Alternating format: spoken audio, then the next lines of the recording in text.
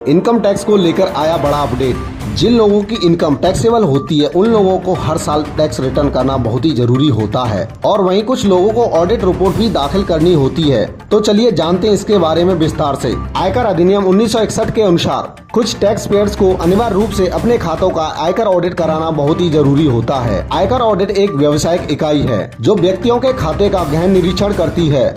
विशिष्ट आय सीमा पार करने वाले व्यवसायियों और पेशेवरों के बीच आयकर ऑडिट के लिए सरकार का आदेश वित्तीय पारदर्शिता और जवाबदेही के प्रति प्रतिबद्धता दर्शाता है और यह उपाय बहुआयामी उद्देश्यों को पूरा करता है। सबसे पहले यह वित्तीय रिकॉर्ड और ITR की सुनिश्चितता निश्चित करता है।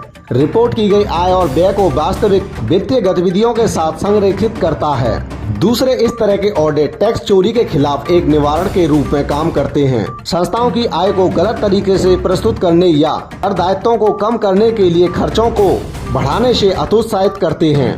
टैक्स ऑडिट रिपोर्ट प्राप्त करने के लिए खातों का ऑडिट करवाना चाहिए।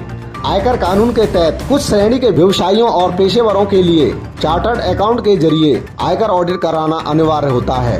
वित्त वर्ष 22-23 या 23-24 के लिए आयकर ऑडिट की अंतिम तिथि 30 सितंबर 2023 है। वहीं ऑडिट रिपोर्ट के साथ ITR दाखिल करने की आखिरी तारीख 31 अक्टूबर 2023 है। ऐसे में इस बार वित्त वर्ष 22-23 की कमाई के लिए 30 सितंबर को या उससे पहले अपनी ऑडिट रिपोर्ट प्राप्त कर लेनी चाहिए। यदि किसी व्यक्ति को वित्त वर्ष 22-23 में ऑडिट आवश्यकता सीमा से ऊपर है और उसका ऑडिट कराना आवश्यक है, ऐसे लोगों को 30 सितंबर 2023 से पहले अपना ऑडिट करा लेना चाहिए और उसी रिपोर्ट को ITR दाखिल करते टाइम अपलोड कर देना है। जिन लोगों के लिए ऑडिट रिपोर्ट जमा करना आवश्यक है उन टैक्स पेयर्स के लिए ITR दाखिल करने की आखिरी तारीख 31 अक्टूबर 2023 है।